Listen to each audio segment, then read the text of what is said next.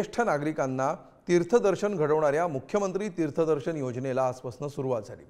विधानसभा निवडणुकीपूर्वी या योजनेनं लक्ष वेधलेलं आहे, कारण ज्येष्ठांना तीर्थदर्शन घडवणाऱ्या सरकारला देव पावणार का आणि मतांचा आशीर्वाद मिळणार का ही चर्चा विधानसभेपूर्वी रंगली आहे। बघूया याविषयीचा एक खास रिपोर्ट।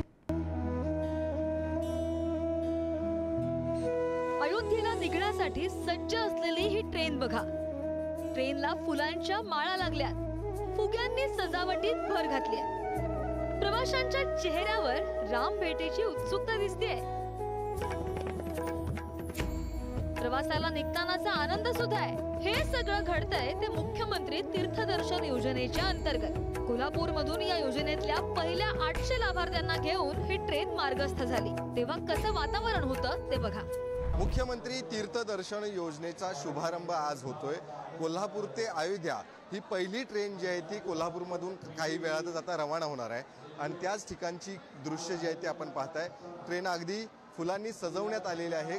मुख्यमंत्री एकनाथ शिंदे यांच्या रूपात खरं तर एक श्रावण बाळ म्हणून या ठिकाणी देखाव देखील सादर करण्यात आलेला आपल्याला पाहिलं तर आकर्षक फुलांनी सजवली ही ट्रेन आहे, ज्यामध्ये 800हून अधिक प्रवासी जे आहेत ते भाविक जे आहेत ते जात आहेत। त्यामुळं एक आनंदाचं वातावरण कोल्हापुरातल्या अनेक भाविकांच्या चेहऱ्यावरती पाहायला मिळते।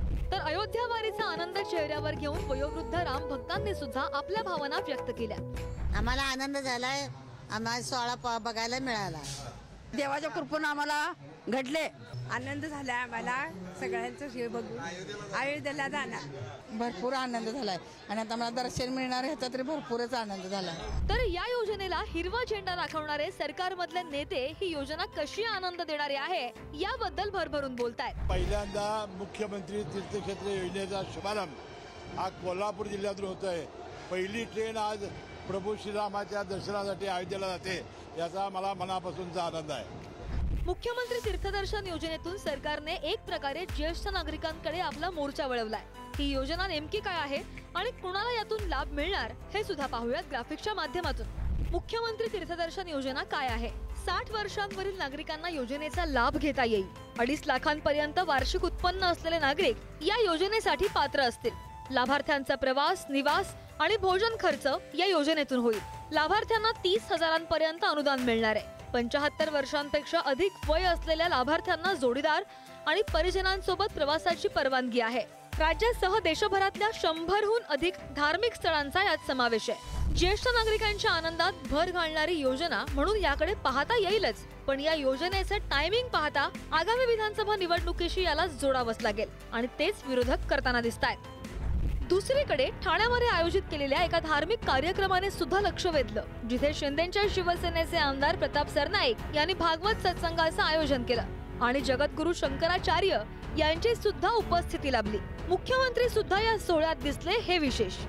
आमदार आपल्या मतदारसंघातील स्थानिकांना देवदर्शन घडवण्याचा राजकीय कल्चर राज्याच्या राजकारणाला नवं नाही। सर्वच पक्षातल्या नेत्यांनी वापरलेली मतदारांना भुलवण्याची ही जुनी पद्धत आहे, पण आता थेट निवडणुकांच्या तोंडावर सरकारने या जुन्या पद्धतीचा अवलंब सरकारी योजनेत रूपांतरित केल्यानं भुवया उंचावल्या। आता प्रत्यक्षात देव आणि ही योजना सरकारला पावते का हे बघायचंय। त्यासाठीचा मैदान सध्या तरी फारसं लांब नाहीये। कोल्हापूरहून शेखर पाटीलसह गुरुप्रसाद जाधव, पुढारी न्यूज।